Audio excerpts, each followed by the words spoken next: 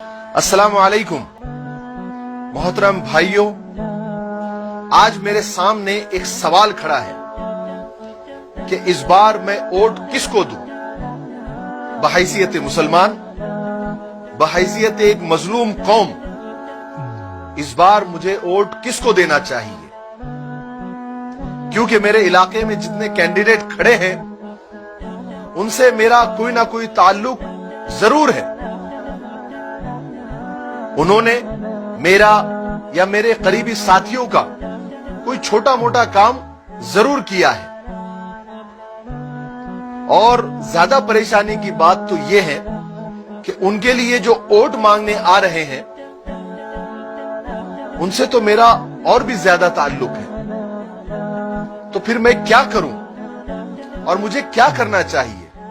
जब मैं ये सब सोचता हूं तो मेरे दिमाग में एक सवाल गर्दिश करता है।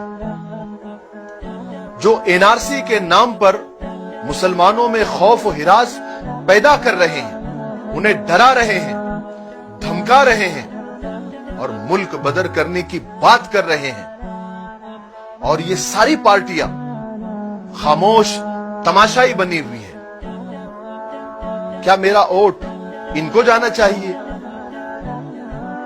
रोजाना मुसलमानों को और दलितों को टारगेट करके बीच चौराहे पर, बीच रास्ते में जुबा कर दिया जा रहा है, तड़पा तड़पा कर मार दिया जा रहा है, और ये पार्टियां खामोश तमाशाई बनी हुई है। क्या मेरा वोट इनको जाना चाहिए?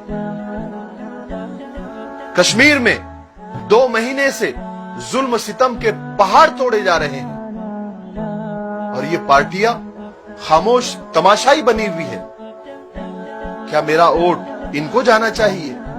नहीं, हरगिज नहीं, बिल्कुल नहीं।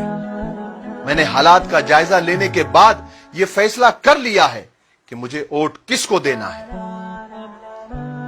अब मुझे सिर्फ मेरे बारे में नहीं, पूरी कौम के बारे में सोचना है। अब सारे जज्बात और सारे ताल्लुकात एक साइड में। अब मुझे होशमंदी से, दानिशमंदी से, दूर अंदेशी से काम लेना है। अब मुझे बिरयानी या चाय पर नहीं बिकना है, 500 और 1000 रुपए में नहीं बिकना है। कोई रूठता है तो रूठ जाए, कोई साथ छोड़ता है तो छोड़ जाए। क्योंकि किसी ने एक बड़ी प्यारी बात कही है कि कोई अगर तुम्हारा भरोसा तोड़ दे तो एक बार माफ करके बड़े बन जाओ, लेकिन दोबारा भरोसा करके बेवकूफ मत बनो। मौजूदा हालात में मुसलमानों का सबसे बड़ा मसला मुस्लिम क़ियादत का है। हमें ऐसा कायद, ऐसा नेता और ऐसा लीडर चुनना है जो असेंबली में, पार्लियामेंट में, ऐवान में जाकर हमारी आवाज बुलंद कर सके, हमारे मसाइल पर चीख सके, फिरका परस्तों की आंखों में आंखें डालकर बात कर सके। क्या आप अब भी नहीं समझे मेरा वोट किसको जाएगा?